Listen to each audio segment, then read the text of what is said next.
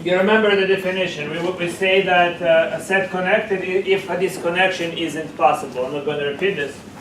So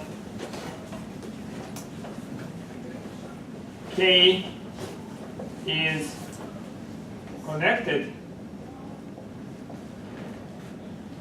if there doesn't exist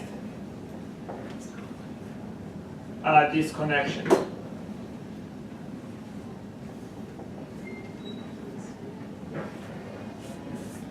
Let's call the disconnection AB.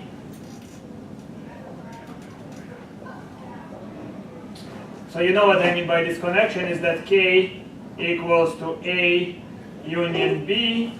And what's true about A and B? Both A and B are what type of sets? Open, and therefore they are what type of sets? So they are disjoint. Disconnection means that A and B are open, disjoint, and non-empty. So if they're open and disjoint, A is open means B is the complement of A.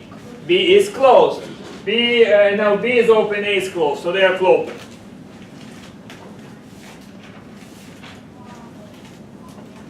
Clopen and disjoint.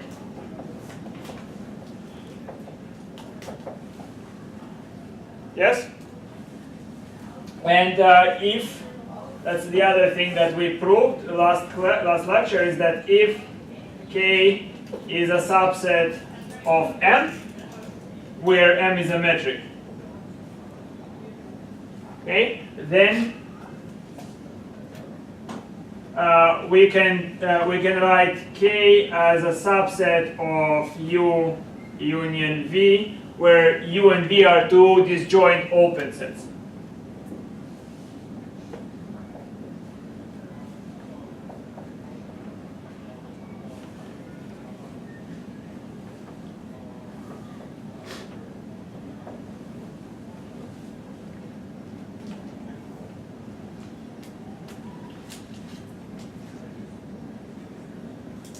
And should I mention that K intersection U obviously shouldn't be empty. Likewise, K intersection V should not be empty. Agreed?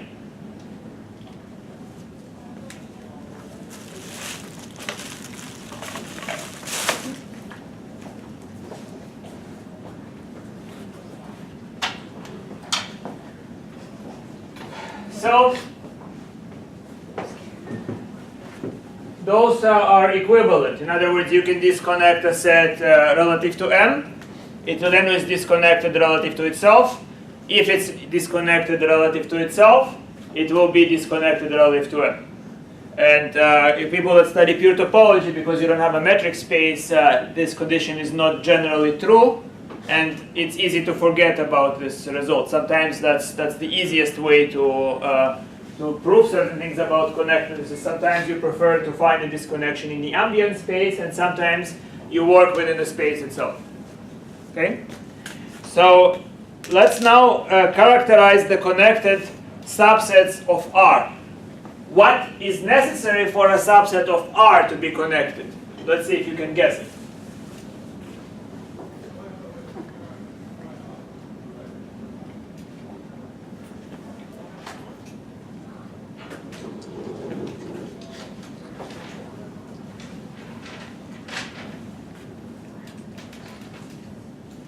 Connected subsets of R. So the question I ask is, what's necessary for a subset K in R to be connected?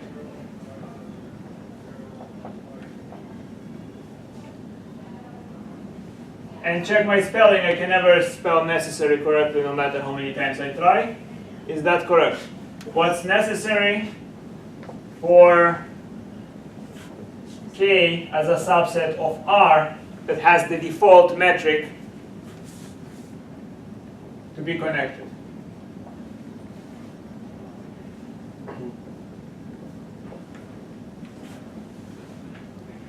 Could you please help me? What do you think? It has to have both rational and irrational numbers in it. Yes, sure it does, but there are plenty of things that have rational and irrational things in them, and they are not connected. I can just take a bunch of irrational points from here, a bunch of rational points from here, and I have dust. No, I mean in the same interval. So R is, you see, connected. Imagine that R is made of metal wire. That's how I think of it. R is made of metal wire. Now, what subsets of this metal wire, what things can I cut out so it's going to be remaining one piece so that I can hold it and it's not falling apart? Those would be the intervals. Okay? Answer, only the intervals. And let's prove that. First, we need to understand what's an interval.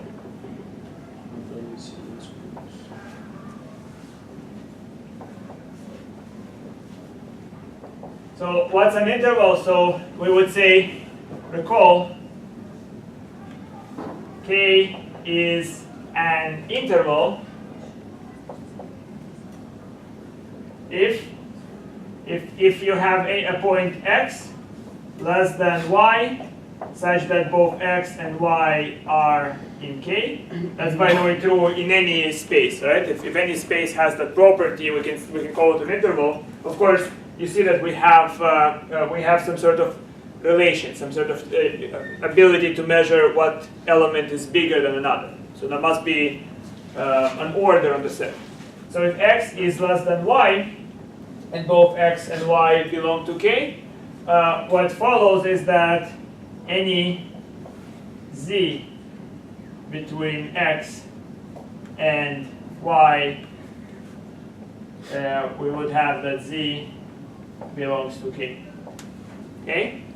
So we abbreviate this by saying that square bracket x to square bracket y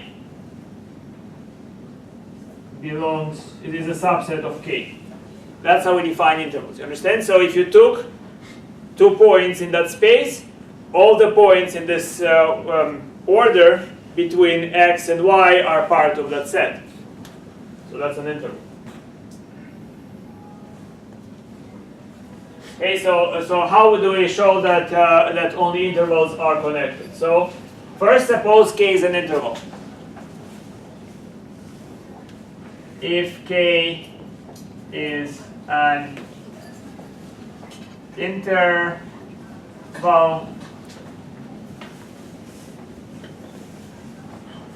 that is disconnected, right?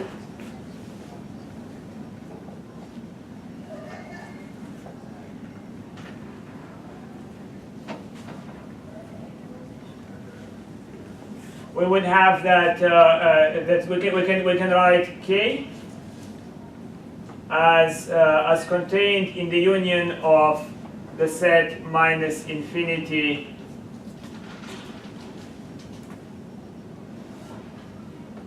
to some point z, union z to infinity, where z does not belong to K. And each of them has and each of those intervals it has non-empty intersection. Non-empty intersection.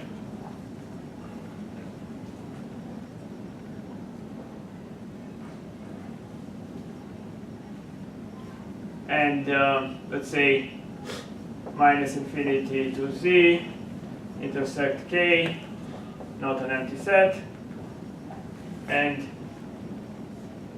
z to infinity intersect K, not empty set. So what we do is we can pick x in one of them, pick x in here, and y in here. I might kind of be doing more work than you need to, but just to see how that. So let's say we take x here, belonging to K, right? And we take a y in here. So it's y is part of K, and x is part of K. But then z is between them. But then z is an element of the set.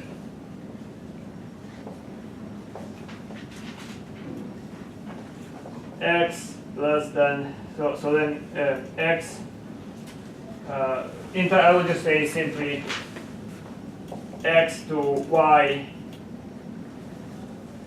is a subset of K, which implies that Z belongs to K, and that's a contradiction.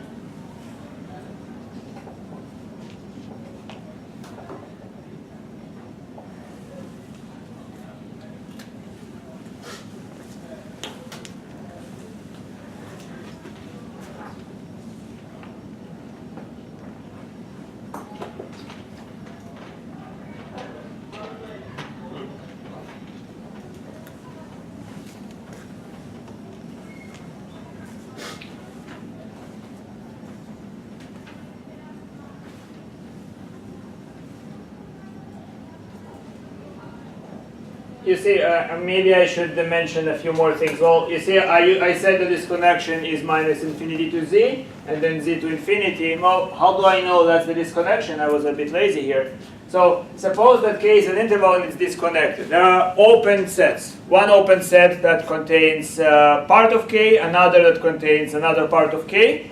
They are disjoint, okay? So what I can do is, because we have a well order, so we have, sorry, what do you call it, not well, but we have an order on R. What I can do is I can look at the, I can basically try to take the supremum of one chunk, and I'll get to that Z, I suppose. And the infimum of the other chunk, well, then I just take a union the other chunk. In other words, what I think you can modify the disconnected sets to contain the open interval from the left and the open interval from the right.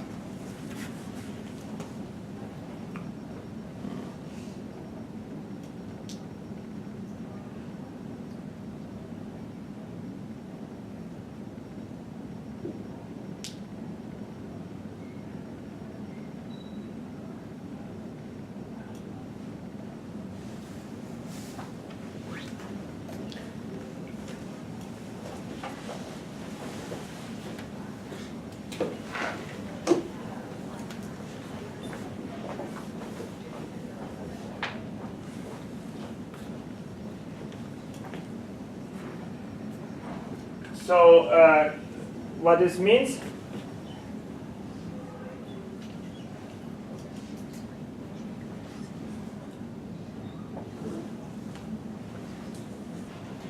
yeah, so I should mention, again, let's look at it a bit carefully. I'm bothered a little bit by what I say. I feel I'm a little unthorough. But to correct myself and be thorough at the moment will take too much time. So I'll just explode it on the board. But don't believe it fully. Think about it a little bit, okay? I think you have to be careful. You have to really be careful. I just said that without also generality, you have the union of those two intervals will be some disconnection. I jumped a few things, right? You can be a little bit more careful. So, sorry. So what this implies is that if I take any open, or if I take any disconnected set, I can then look at the pieces of that set that are the biggest connected pieces. Okay, so we might say that if some set J in R is disconnected,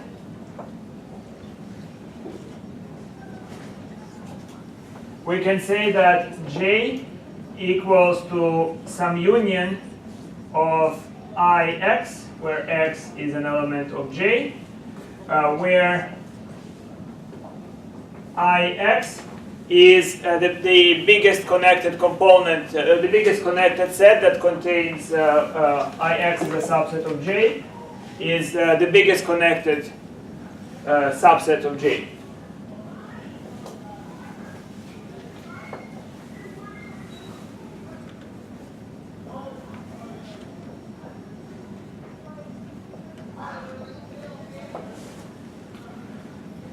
So again, right? in essence, it's rather clear with R how you can just visualize what's a connected set. So you just, in R, it's one dimension. So you land on a point, and then how do you create this I sub x? You land on the point x, you go and find the supremum, right? So the interval, it's an interval. That if it's just one point, that's your biggest interval. If not, then there is an interval that is contained there. And then just move as far as you can to one direction, as far as you can in the other direction, and you create your maximal segment. You're basically you are trying to paint the segment that is still one piece. Okay, and then if there are pieces to which you cannot get, that means well, you jump to another piece and you do the same, right? Just any point is going to be connected, so it's going to be contained in one such interval, and those intervals are necessarily disjoint. You see that? Because if they are intersecting, then you can move onwards and you have a bigger interval. So again, yes, right? So moving on. Again, apologize for this sloppy presentation. Be careful here. It's a little bit more delicate than what I wrote, but I don't want to meddle with it too much on the last day. How many connected components are possible? Well, you see, if the intervals are non-empty, each of them has a rational number, so it would be countable if all the intervals are non-trivial, not one-point intervals. But if the intervals are just so small that they contain one point, only x itself, then you can have uncountably many components of a disconnected set.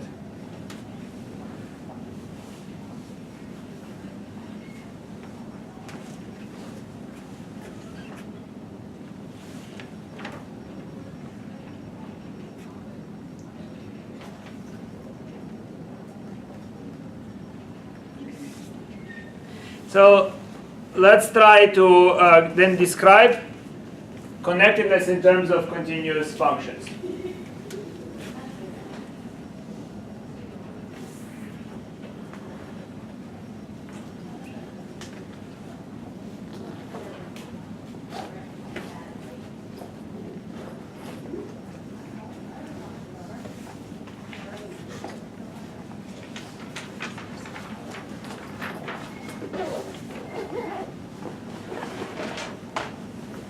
So how would that work? Somebody cannot forgive my lack of rigor. How does this work?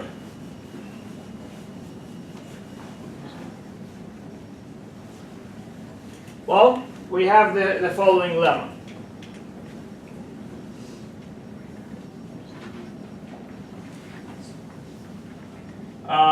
We would say that M D is connected. In fact, it's true. So MD is connected if and only if. I should say disconnected better. It's disconnected if and only if there exists a function from M to the discrete set, let's call it 0 and 1, could be any discrete set. That is continuous and onto.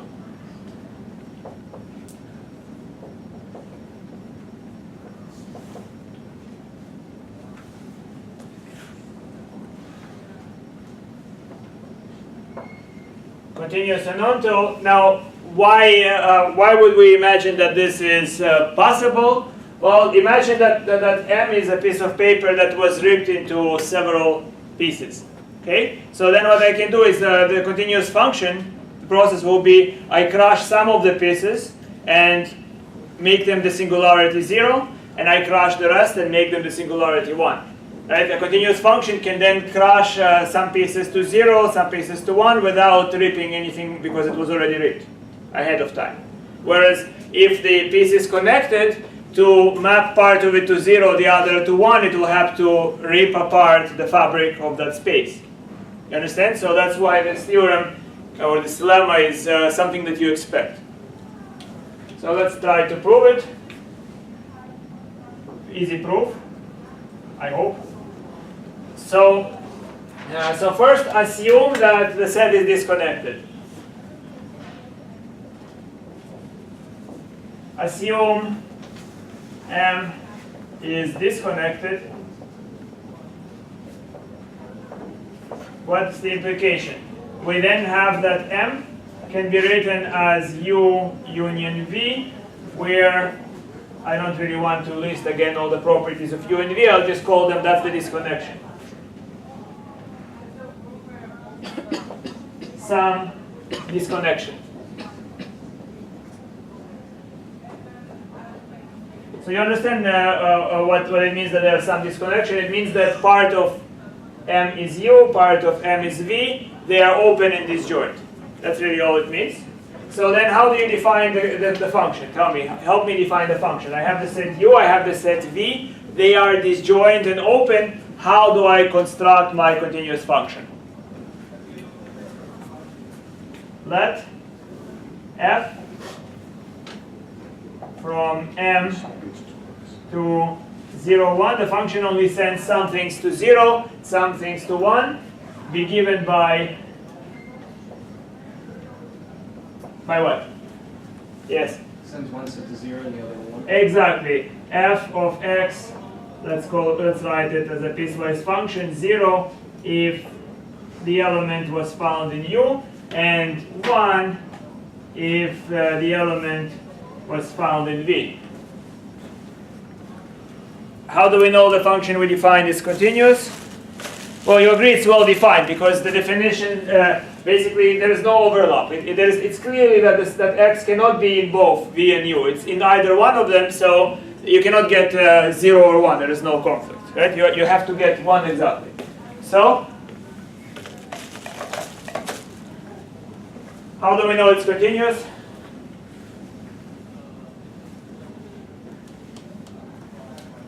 How do we know it's continuous? Yes? If you do an open ball around either 0 or 1. Right. In fact, they are already by themselves. They are.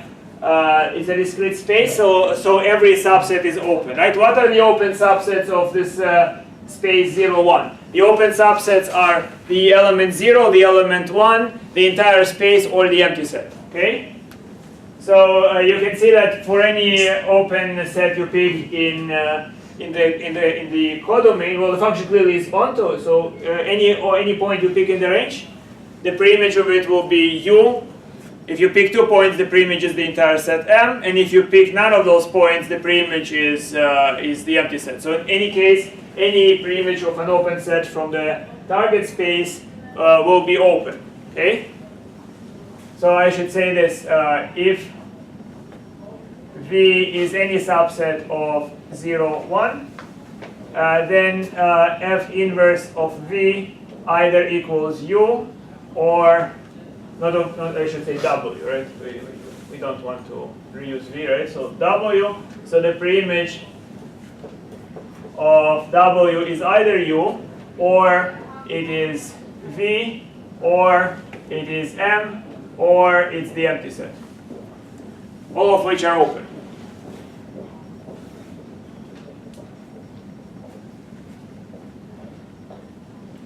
Which implies, remember this, very important condition, is in terms of inverse images. The inverse image of a closed set must be closed if the function is continuous. The inverse image of open set must be open if the function is continuous. What about the image of a closed set? If I pick a closed set in M, must the image of it be closed? No, that's not required by continuity. And the same for open sets. If I have an open set, must the function map it to an open set? No. Okay, remember that. On the exam, those things are checked. So that implies that M is continuous. And it is onto. So we are done with one case. If it is discontinuous, we have this map. On the other hand,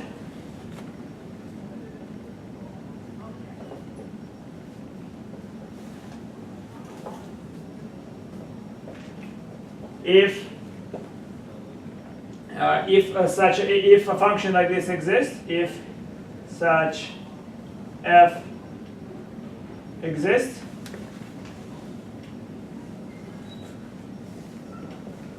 you understand what I mean? So if I have a function, maybe I should not say such f exists. In other words, where I have a function from M onto the set 0, 1 that is continuous. That's what I mean by such function. Not quite this function, right? We don't know how to define it yet. We have this, okay? If such function exists, how do I show that the set is disconnected? You understand what I observed? I observed that there was a function that took my space, crushed it into two separate points, right? So there was a space, I didn't pay attention to it, but then I see that that it was crushed and there are 2 points. I call them 0 and 1. How do I know the set is disconnected? How do I show M is disconnected? Help. Using that map, of course. How do I do it?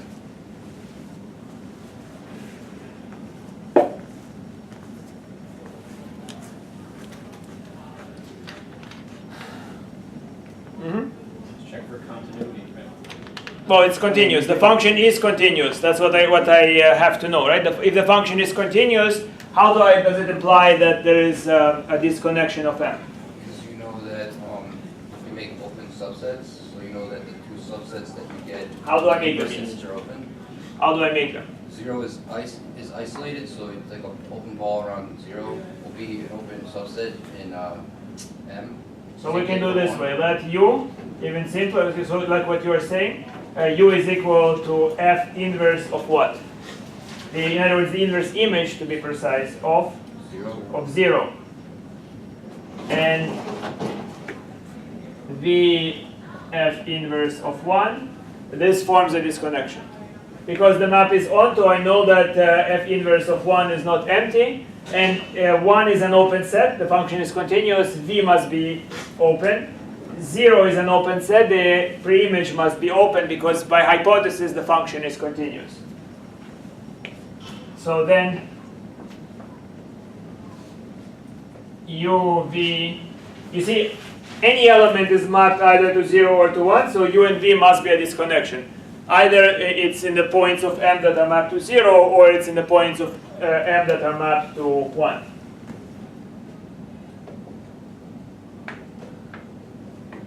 So this connects M. Good?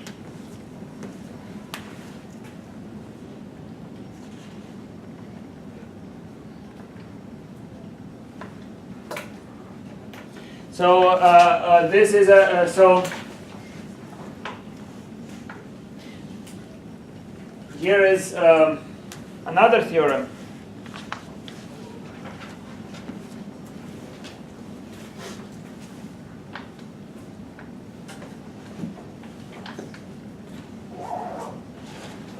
So this theorem where we would say that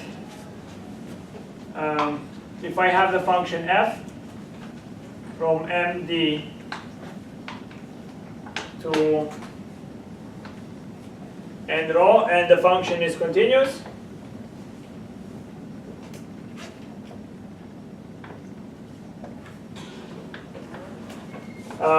if E is a subset of M is connected, then the image of the set E is connected.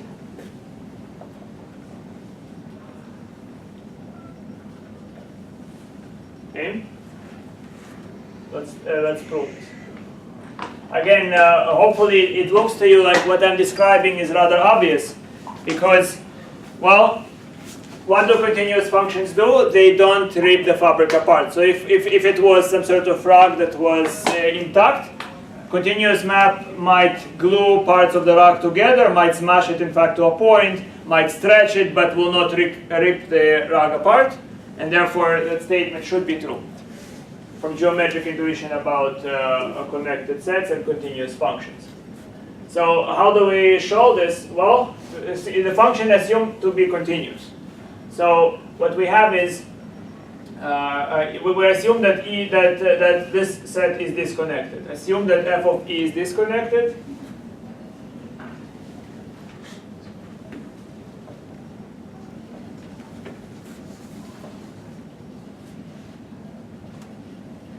Disconnected, which means that f of e is a subset of, let's say, u union v, which is a subset of n. And we have that u v disconnection of f of e.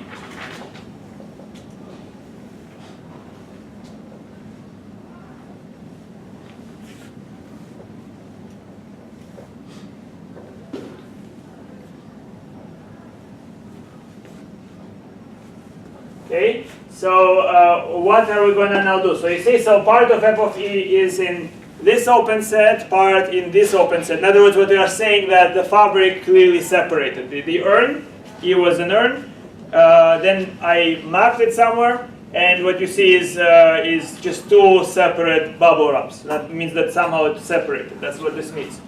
So then, what's the implication? The implication is that I can look at E and see that E must be contained in the inverse image of U union inverse image of V. And those things cannot be, they cannot have any point in common, because the things that are mapped in U, into U, cannot be the things that are mapped into V, since those are disjoint sets. I cannot map a point to one place and map it to another place. It will not be a function, right? So we have this, and those are, because the function is continuous, those are open sets. You agree? So this is now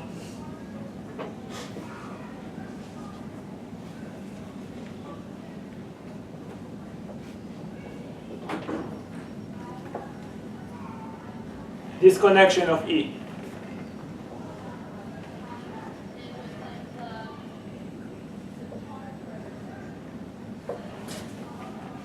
Do you see what I'm saying? Why is it a disconnection of E? Oh, they are open, disjoint. Each of them must contain part of E. Since each of them contains part of f of E, it's just by playing with inverse images and basic logic, that follows. Okay. Now, what did we just prove? Very trivially, we proved a special case. Well, so we proved a general situation. And you recognize that theorem as the intermediate value theorem when applied to R. So corollary, if I take a function f from some interval I in R to R, in fact, yes, so if I just do this, then, so if this function is continuous,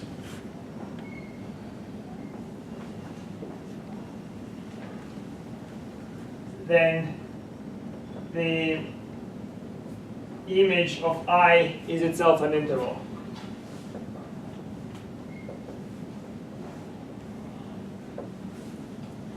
Okay, and this corollary is better known as the intermediate value theorem.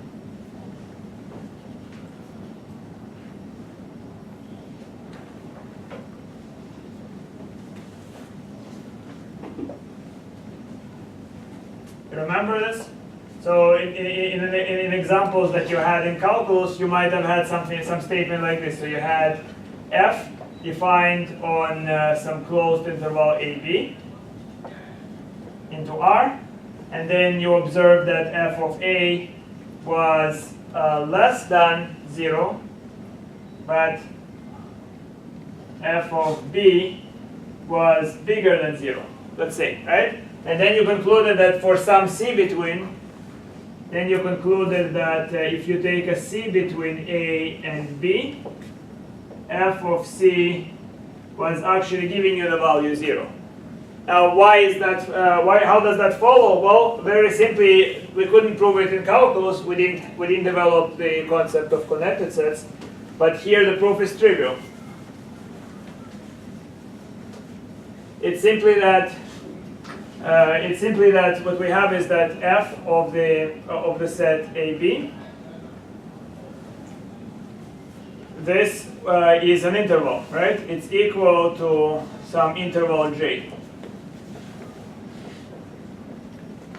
Now, what do we know about this interval? We know that f of A and f of B are elements of the interval j. And we know that f of A is smaller than 0, and f of B is bigger than 0. So what must be the case? So 0 is a point. So that implies that that 0 belongs to the interval from f of A to f of B. Okay, 0 belongs to that interval, which is J. So any point in J is an image of some point in between A and B. So that implies that 0 is some f of C, or at least one C. Because you see, J is an interval created out of mapping all the points from A to B. So we know that there is a point below 0, there is a point above 0. An interval is a structure that must therefore contain all the points in between. Okay? So you see, to understand this theorem, it's important to understand why is it that the only connected subsets of R have to be intervals, right? Which I hope I didn't completely fail to explain.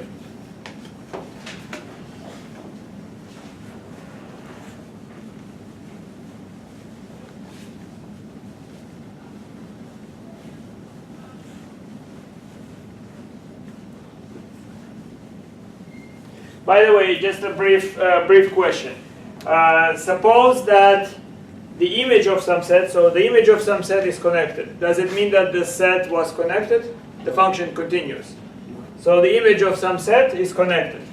Does it mean that the set was connected to begin with? No, because here's what a continuous function can do. Here is, let's say, one interval. Here is another. There is a disconnection between them. And what the function is doing, it's gluing those things together. Now I created a connected object out of two separate disconnected ones. Good?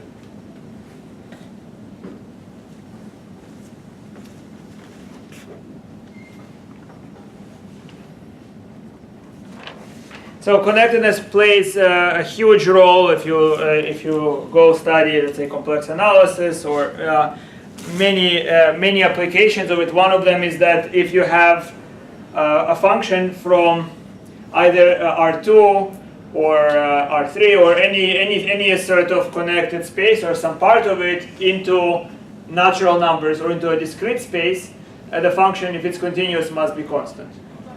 Do you see that? Right? Because discrete space, in particular, if something is mapped to one point, let's say call this point 0, mapped to another point, call this point 1, and the function is continuous, so what you then have is you have a disconnection. Understood?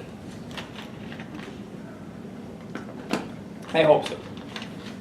All right, so let's just very briefly, since we don't have too much time, just mention a few things about compact sets.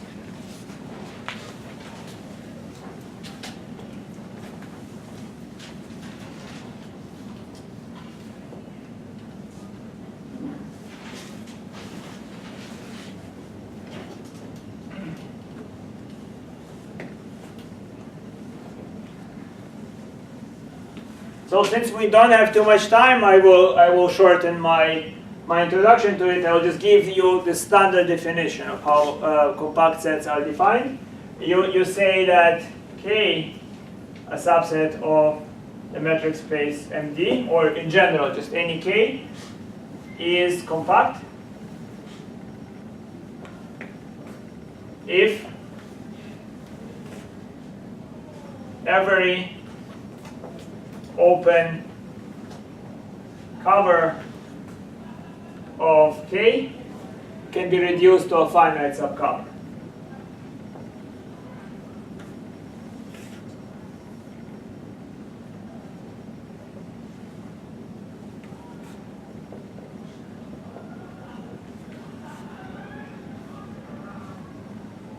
So what does it mean? What's an open cover? So imagine that that there is a stain. That's your stain.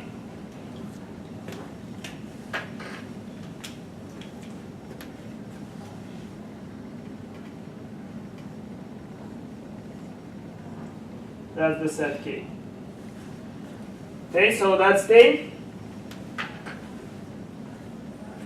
you need to cover it with tissue paper. So you have a box of tissue paper. Here is that box.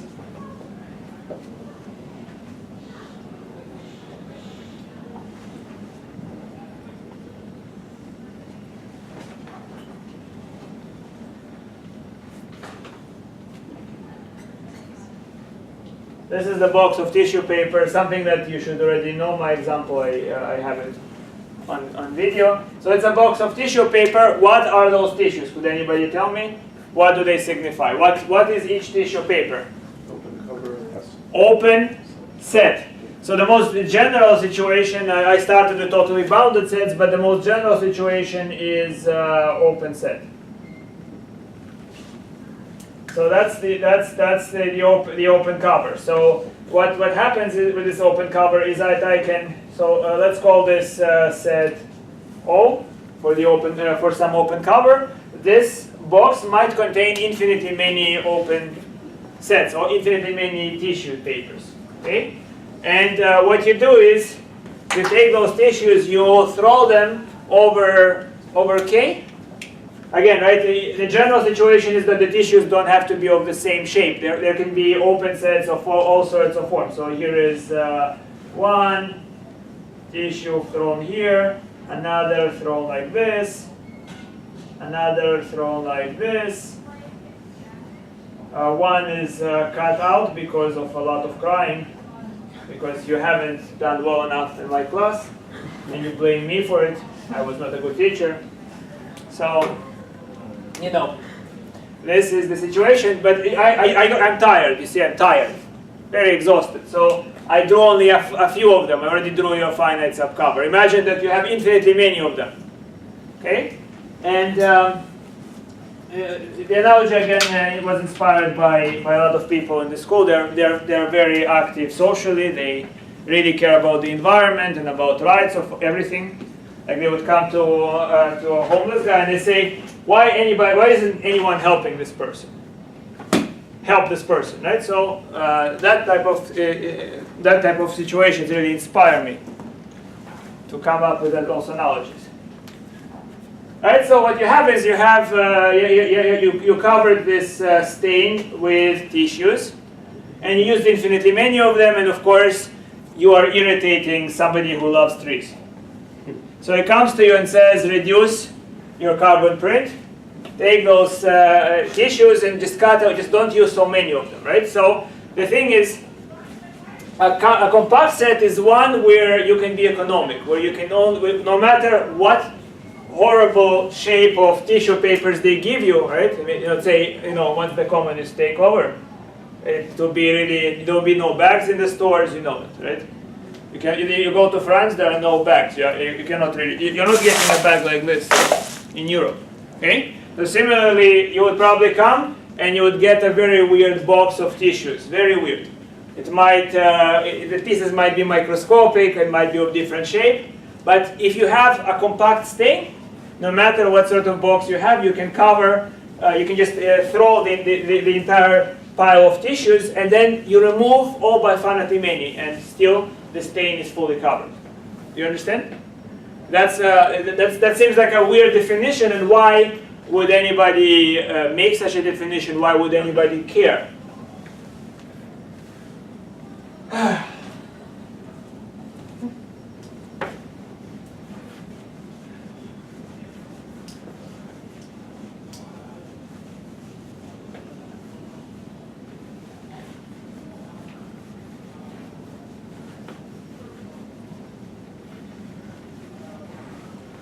before I mention why anybody cares, let's just try to examine situations where you might not reduce an open cover to a finite one. First, everybody understands what open cover is. Open cover is just a collection of open sets that covers your state. It could be finite or infinite. Compact sets have the property that no matter what cover you used, if it's infinite, you only actually needed a few of those, a few of the covering sets to cover the state. Does it make sense? It's some sort of magical stain where you don't need to use too much tissue. So let's look at an example. This example is, let's say that we have R discrete. Let's begin with simply R discrete and ask, is this compact?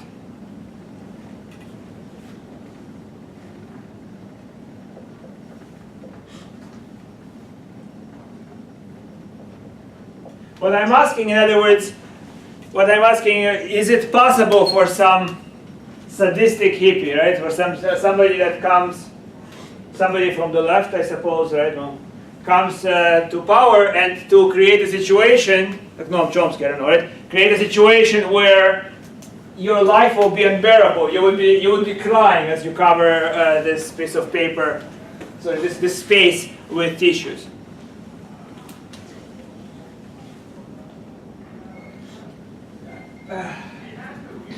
So, is this a compact set? If this is our universe, right? Can somebody be, I like the Russian word glumиться, to just really torture and just enjoy how somebody is suffering, right?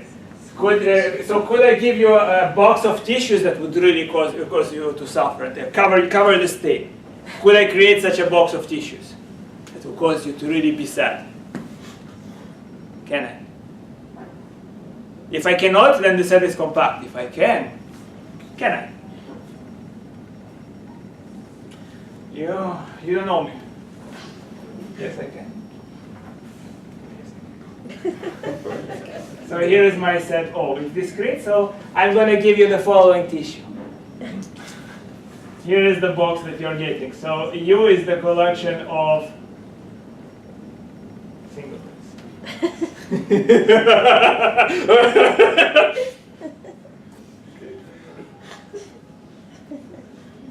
Where X is a subset of R. Do you agree that it satisfies the condition of being the tissue that covers the stain? Yes? I should say so. I should say like this, right? It's the collection of X such that X is an element of R, and those are open sets. They're open sets, yes? And they do cover, do you agree that they cover R discrete? Because each tissue covers exactly one point of that space, right? This is an uncountable cover.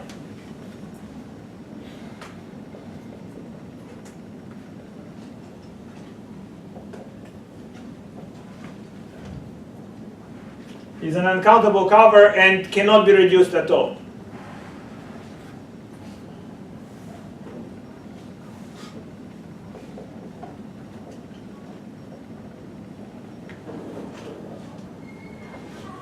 Do you agree? Cannot be reduced at all.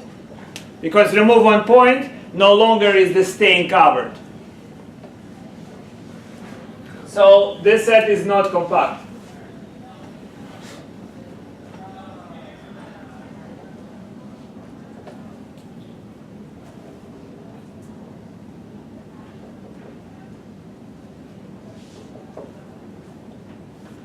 I caught you.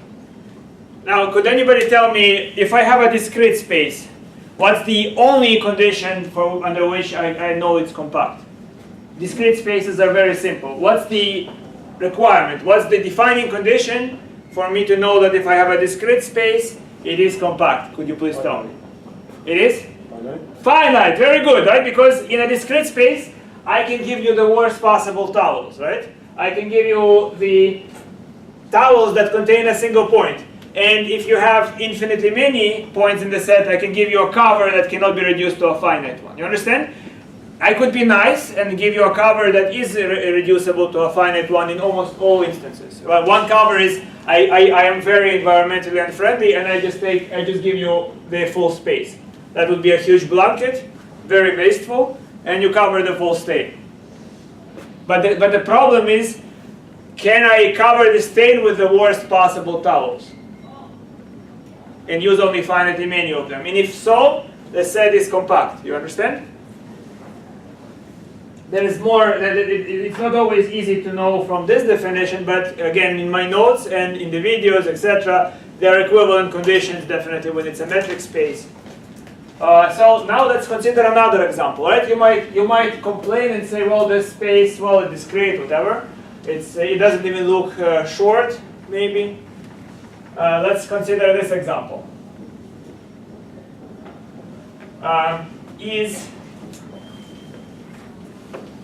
And you'll have to help me, is the set 0, 1, which is a subset of R. Just a bounded interval. You know, small bounded interval. Is this compact?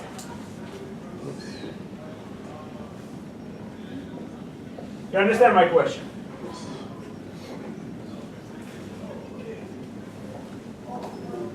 So I'm saying, I'm not using any fancy metric. I'm using a regular distance. Here is your interval, 0 to 1. Is this compact? Is it bounded? In other words, is the stain small, kind of not really all over the place? Yes, it's small, right? It's between 0 and 1. Is this stain compact? I guess no, because you could just try to cover with a smaller interval if it would be smaller. Right. So you see, I could cover the entire thing with one interval. I can give you a nice cover, but the goal is, can I create a really terrible cover? I can. No. Because, so just create an irreducible cover, for example, right? Because what cover can I create? I can create a set O to be the collection of intervals, say, from 0 to 1 minus 1 over n.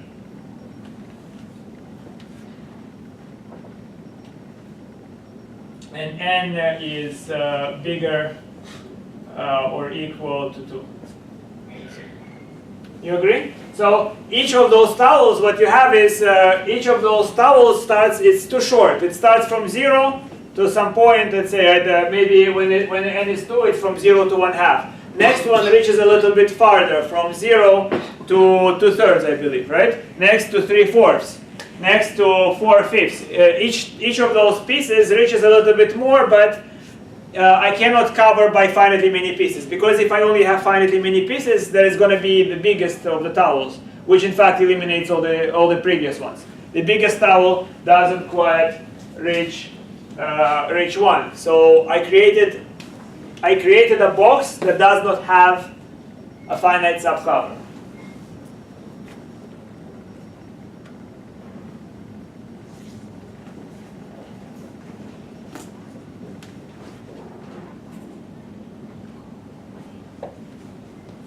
Okay.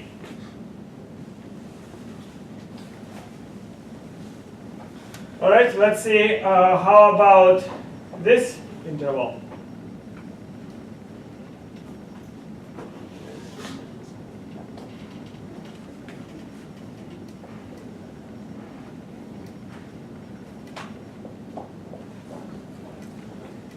So in my notes, there are a lot of tools to make it easier to understand whether or not it is compact.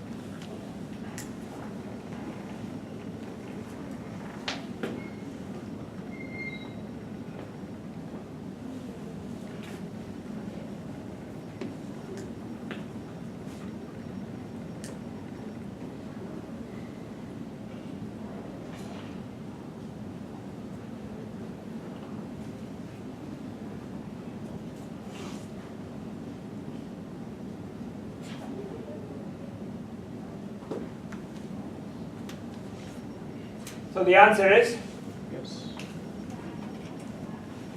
in this case, yes. Yes. If O is any open cover, what I can do is I can consider the set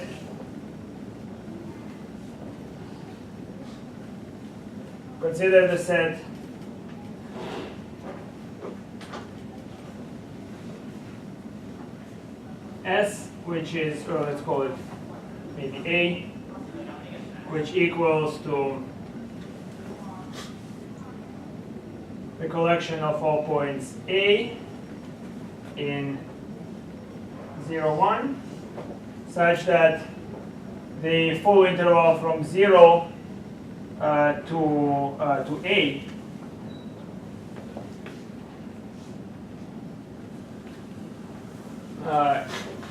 is covered by finitely many covers.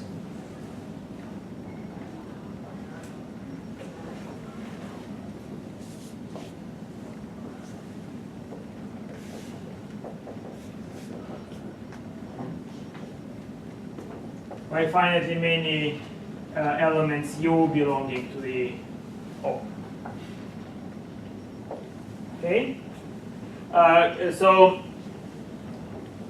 you understand what I mean? So O is a collection of tissues. Now, how far can I go down the interval? And for that particular cover, only use finitely many. Okay?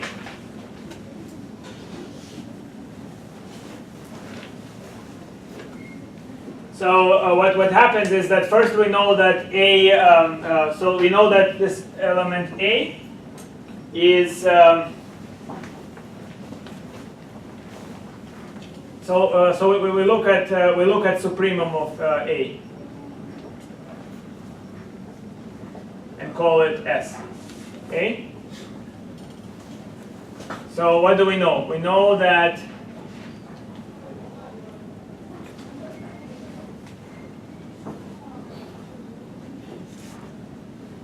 the set the set from 0 to S open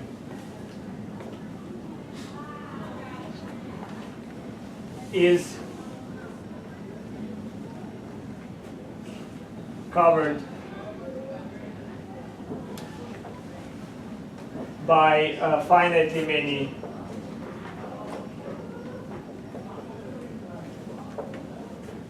U belonging to O.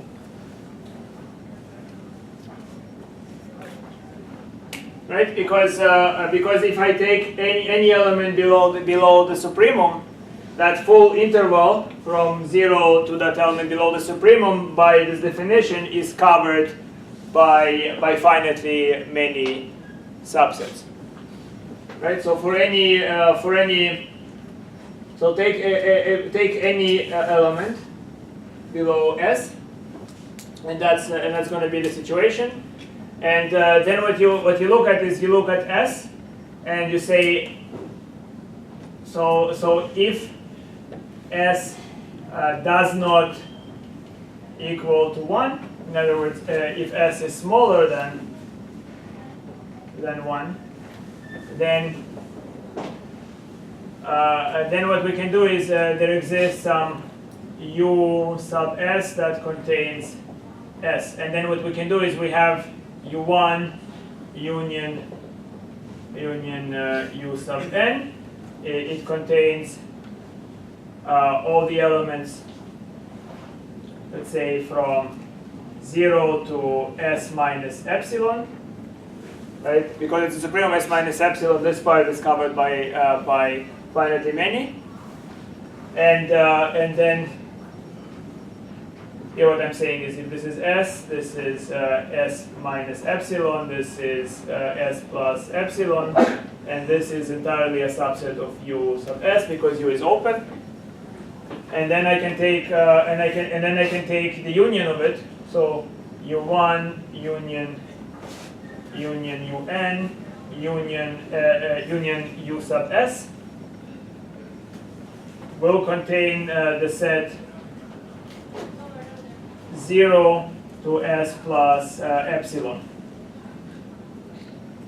You can make it strictly included, so it will contain 0 plus S plus epsilon, which means that's not truly our supreme. So S isn't our supreme. Okay. Now there are easier. So that tells you that S is 0 to 1. That tells you that every open cover. Again, you have to be a little careful with this statement. What I probably want to say is any interval from 0 to an element strictly below S is covered fully by the, so I'm again being slightly sloppy because that's one argument that I don't tend to use. I would use the fact that with the Heine-Borel theorem that this is closed and bounded, actually closed and totally bounded if you look at my notes, right? And that will imply that the open cover property. Okay?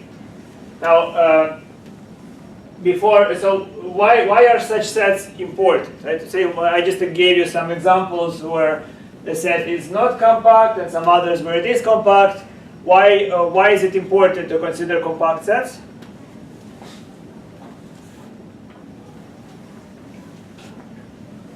And let's cover this last.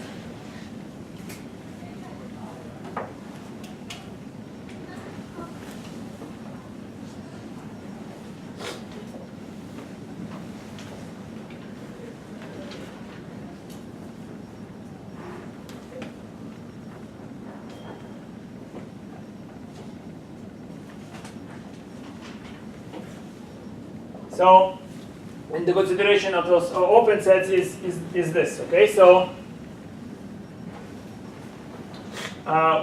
basically compact sets are the analogs of finite sets for continuous maps.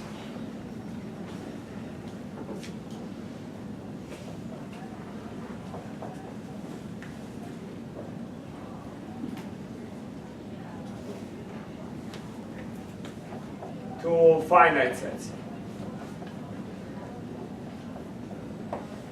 In the following way. So if I have a compact set and I have a map from the compact set, let's say, into R, and this is continuous,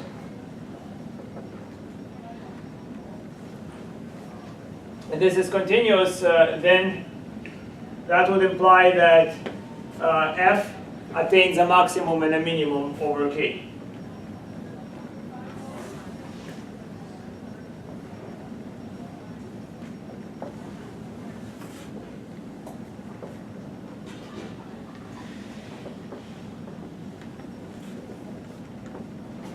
Now, why do we know that?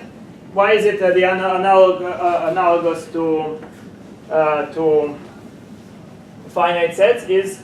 Here is what happens with continuous maps. So I look here is let's say here is K, and here is the image f of K. Don't have to be an interval, but what we know is that, you see, I can take this point and I can create a ball of radius epsilon around this point. In other words, the epsilon is very small, so anything in this interval looks to you like one single point. And I can then look at any other point and similar situation. So those are ball of size epsilon around some point y. So we can cover this space by very tiny and intersecting and many open intervals. So each such interval, it's like one point. Then when we take preimages, the preimages are going to be different size delta sets. So some preimages will look like this, some will look like this, some will look like this, and like this. There will be, basically the preimages of those open balls will form an open cover for K. You understand? So what happens is that this entire thing is mapped to within one small neighborhood. This entire thing is mapped to within one small neighborhood. What will happen is that both k, if k is compact, f of k is compact. So what would happen is that I can cover by only finitely many balls of radius epsilon. So in other words, if there are, let's say, 5 balls of radius epsilon, f of k looks like, for the purpose, looks like 5 points. And then when I take the preimages, the set k will look like only a few points, because this entire interval is mapped roughly to, let's say, the biggest point. This another interval will be mapped to the next biggest point, etc. So under the approximation by continuous functions, the set will look, under the lenses of continuous functions, the set will always look finite. You understand what I'm saying? It looks like the set is really mapped to, instead of a lot of points, is really mapped to, let's say, 5 or 6, or just to a few points. So, so from the lens of continuous functions, because again, in each interval you cannot distinguish all the many points in the interval epsilon. You follow it? So it's like, but what happens is that the set will look like just a bunch of finite points, and that's roughly why a maximum will be attained. Right? Because really the maximum is just you either choose points in this interval and they produce roughly those points, or points in this interval they produce roughly those points. So one of those finite intervals will produce roughly the biggest point, and one of them will produce the smallest point, since you have finitely many in both cases. Yes? The finite intervals get closer together. Does the function on the finite intervals get close together? Basically the point is that what you do is you reduce to a finite cover. So you would reduce it to finitely many distinguishable points. Right? So again, very short and brief, and sorry for that, but I did my best to try to give you an intuition why those results would follow. So you prove that every continuous map from K to R has absolute maximum and absolute minimum. That's the extreme value theorem. And the rough idea is that when you apply continuous functions, it looks at K and sees a finite set. Different continuous function will see K as more or fewer points. But regardless of the situation, because the open cover can be reduced to a finite cover, it would always see K as a finite set. Goodbye.